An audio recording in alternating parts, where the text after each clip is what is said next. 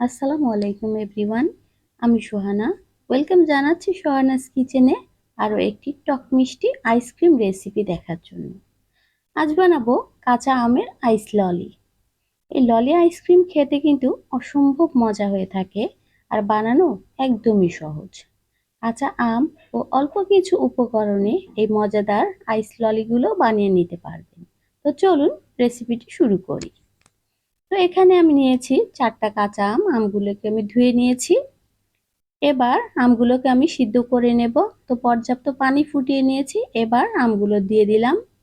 আপনারা ইচ্ছা করলে কিন্তু আম আর পানি একসাথে দিয়েও সিদ্ধ করে নিতে পারেন।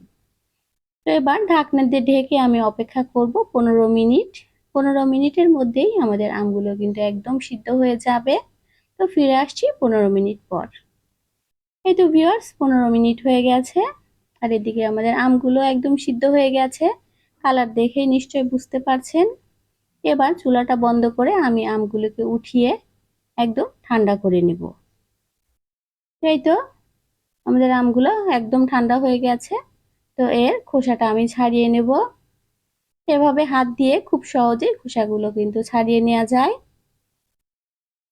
এই তো আমাদের সবগুলো আমের খোসা ছাড়ানো হয়ে গেছে। এবার হাত দিয়ে এভাবে আমগুলো আমি ম্যাশ করে নেব আর বিচিটা বাদ দিয়ে দিচ্ছি। এই তো আমগুলো ম্যাশ করা হয়ে গেছে। তো ভিউয়ার্স, এবার এটাকে আমরা ব্লেন্ড করব। তো সমস্ত আমের পিউরিগুলো দিয়ে দিলাম।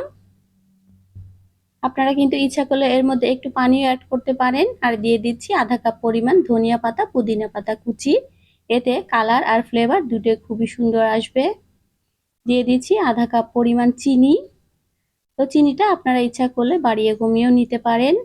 এবার দিয়ে দিব আধা চা চামচ লবণ আর আধা চা চামচ বিট লবণ। তো এটাকে ব্লেন্ড করে নিচ্ছি। এটা ভিউয়ার্স, খুব মিহি একটা পেস্ট তৈরি হয়েছে।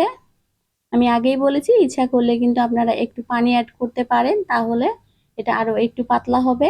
তবে স্বাদের খুব একটা হেরফের হবে না। তো আমি এর মধ্যে সামান্য একটু ফুড কালার দিয়ে দিচ্ছি।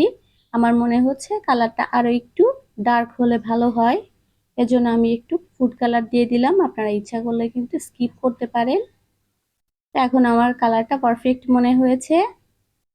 এবার আমের এই মিশ্রণটাকে আমরা মোল্ডে ঢেলে নেব। তো এখানে আমি কুলফি মোল্ড নিয়েছি, আপনারা যে কোনো ধরনের মোল্ড নিতে পারেন। তো আমি এবার এভাবে আস্তে আস্তে আমের মিশ্রণটা ঢেলে দিচ্ছি। এই তো ভিউয়ার্স, সবগুলো মোল্ডে ঢালা হয়ে গেছে। একটু এভাবে ট্যাপ ট্যাপ করে দিতে হবে যেন কোনো প্রকার ভিতরে ফাঁকা না থাকে।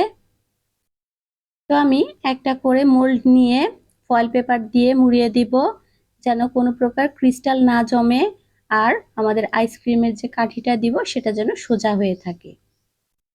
খুব ভালোভাবে এভাবে আমি মুড়িয়ে নিচ্ছি।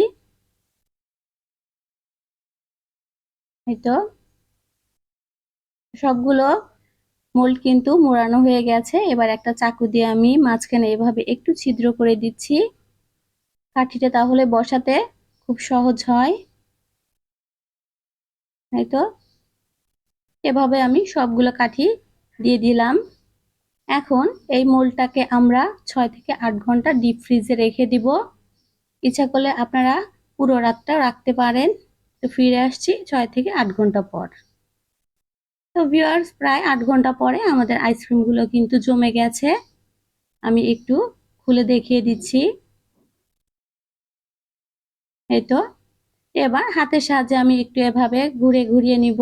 আপনারা ইচ্ছা করলে কিন্তু গ্লাসে পানি নিয়ে 5 সেকেন্ড বা 10 সেকেন্ডের জন্য এটাকে একটু ডিপ করেও নিতে পারেন, তাহলে খুলতে সুবিধা হবে। এই তো দেখেন কত সুন্দর কালার এসেছে। তো আমি এভাবে সবগুলো খুলে পরিবেশন করে দেখাচ্ছি। এই তো ভিউয়ার্স, হয়ে গেল দারুণ মজাদার কাঁচা আমের আইস ললি। দেখলেন তো, খুব সহজেই কিন্তু বাসায় বানিয়ে নেওয়া যায়।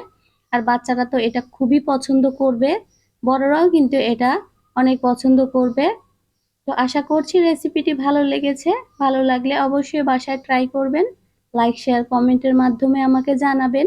আর আমার চ্যানেলটি সাবস্ক্রাইব করে আমার পাশেই থাকবেন। যারা সাবস্ক্রাইব করেছেন তাদের জানাচ্ছি অসংখ্য ধন্যবাদ। যারা এখনো সাবস্ক্রাইব করেননি তাদের কাছে অনুরোধ রইল। আল্লাহ হাফেজ। আসসালামু আলাইকুম।